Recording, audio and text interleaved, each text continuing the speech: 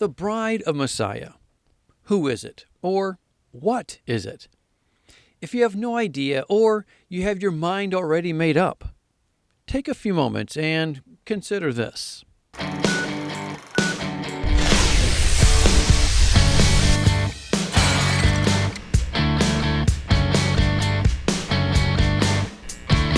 Hey, this is Off the Cuff, and I'm Steve from TorahFamily.org. I've heard the debate how the people of Yahweh is not the bride of the Lamb, but rather the New Jerusalem is. The verses always used to prove this are Revelation chapter 21, verses 9 and 10. They read as follows. One of the seven angels who had the seven bowls full of the seven last plagues came and said to me, Come, I will show you the bride, the wife of the Lamb. And he carried me away in the Spirit to a mountain great and high, and showed me the holy city, Jerusalem, coming down out of heaven from God. Well, there it is.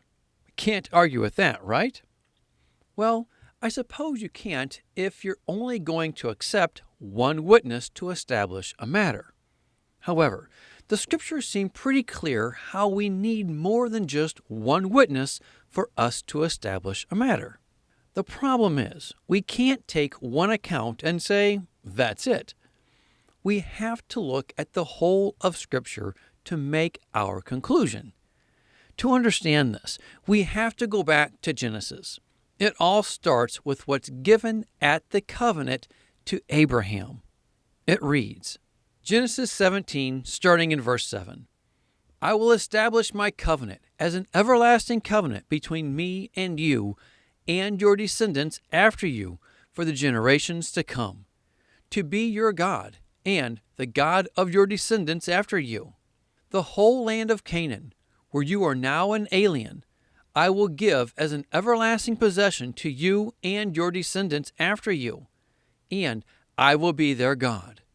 Notice how the covenant to Abraham was specifically regarding the people and the land that contains Jerusalem. What do we see in the end? The people are all made new by way of the resurrection, and we see the new Jerusalem, both being new at the completion of the new covenant. So, new covenant, new people, new city.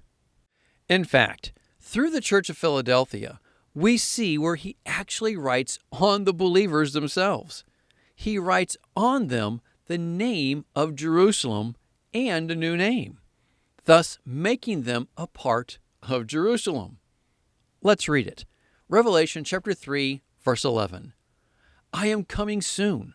Hold on to what you have, so that no one will take your crown. He who overcomes, I will make a pillar in the temple of my God. Never again will he leave it.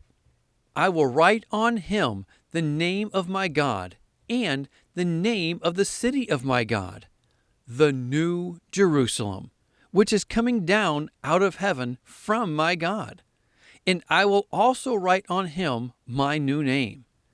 He who has an ear, let him hear what the Spirit says to the churches. So, here we have the name New Jerusalem written on those who are in the Church of Philadelphia, and even told he will make them a pillar in it as well. Making them a pillar can be taken one of two ways.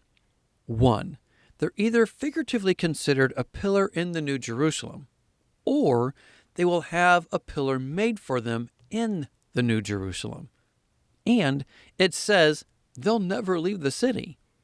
However, I believe the bigger element that's overlooked here is they have the name New Jerusalem written on them, and it's coming down. Then, what do we see in Revelation 21? The New Jerusalem coming down. So, here's the Church of Philadelphia, a part of the New Jerusalem coming down. Now, what's a king with no kingdom? What makes a kingdom? The location or the people? It's the people. Something to consider is how a city is only a city if there are people in it. Thus, the people make up the kingdom. Consider these verses. Lamentations chapter 1, verse 8. Jerusalem has sinned greatly, and so has become unclean. All who honored her despise her, for they have seen her nakedness. She herself groans and turns away. What? Jerusalem has sinned greatly. So what did the city Jerusalem do? Or was it the people of the city that's called by that name that's actually being referenced here? Consider also Isaiah chapter 40, verse 2. Speak tenderly to Jerusalem and proclaim to her that her hard service has been completed, that her sin has been paid for, that she has received from Yahweh's hand double for all her sins. Again, the city, Jerusalem, has sinned? All of her hard service was over. Well, what did the city do to deserve that hard service? Or was it the people of that city that's called by that name who Yahweh is actually referring to? It's the people. The promise to Abraham has always been about the people and the location. And in the end, they're all made new. During the 1,000 years, Yeshua reigns with his shepherds over the land. Those noted here in Jeremiah chapter 3, verses 15 through 18. After that, we see the second resurrection, noted here in Revelation chapter 20.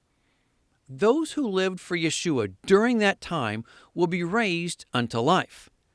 Those who were deceived by the enemy at the end will be raised unto death along with all the dead who were not a part of the first resurrection. Those who are raised to life will join those who reigned with Yeshua, and we all become priests under Yeshua, the high priest of the new covenant. It's at this time the New Jerusalem comes down with his people in it. Remember, though, the current heaven and earth will be destroyed by fire. Again, the current heaven and earth will be destroyed by fire. So where will everyone be during that time of the first heaven and earth being destroyed? They'll be in the New Jerusalem. Thus, the bride coming down to the new earth after that time. Now, what is a marriage? It's a covenant. At Mount Sinai, Yahweh made a covenant with the people where they said, "We will." Though the word marriage was never mentioned, they knew what it was.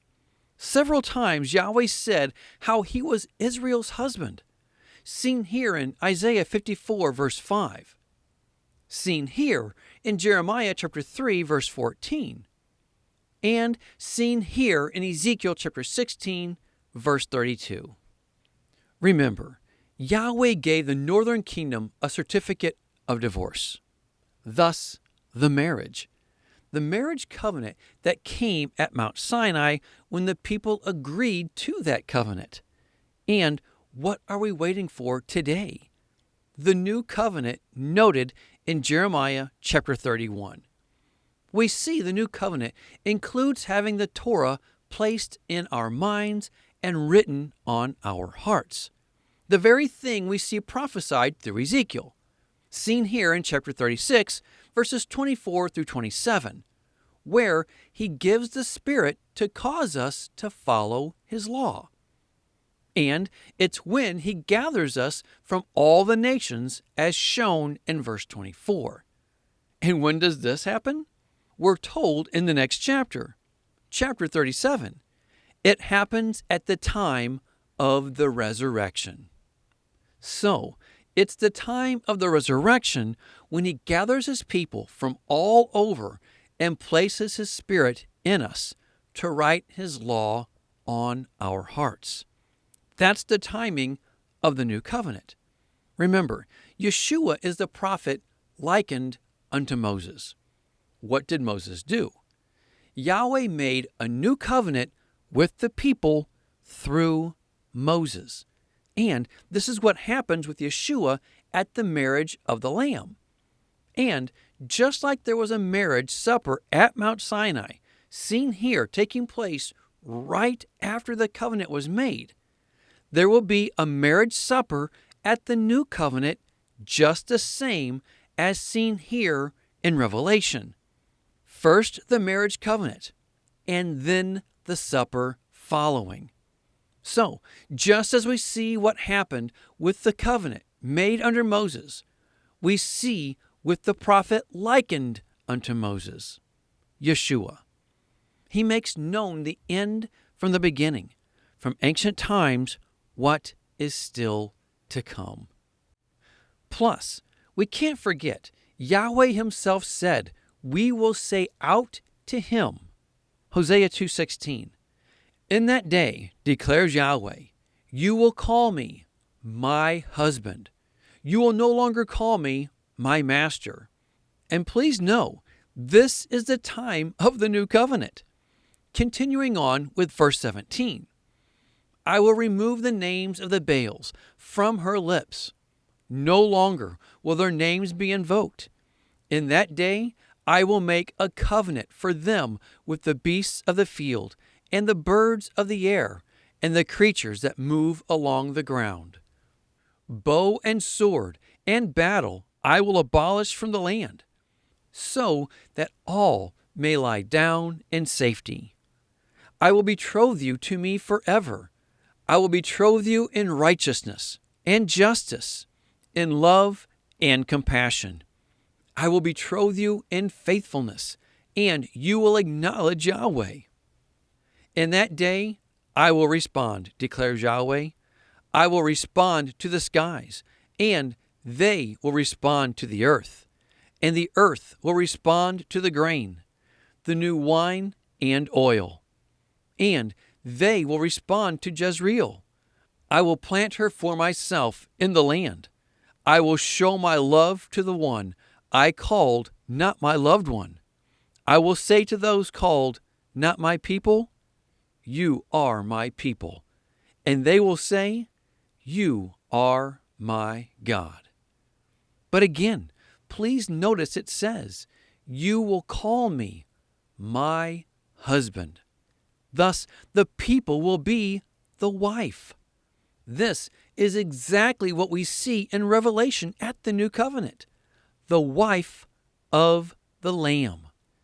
This will be those who will have the name New Jerusalem written on them and have a pillar in the new city just the same. And it says they will never leave it. So when looking at the scriptures as a whole, we see the people are not only prophesied to be the bride, we see it revealed from what has already been.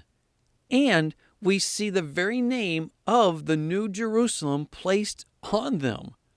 Thus, 3 witnesses pointing to the people being the bride. That which Scripture says we need. Well, that's all I have. Think about it. Pray about it. But more than anything, be a doer of the word and not a hearer only. Until next time, Shalom.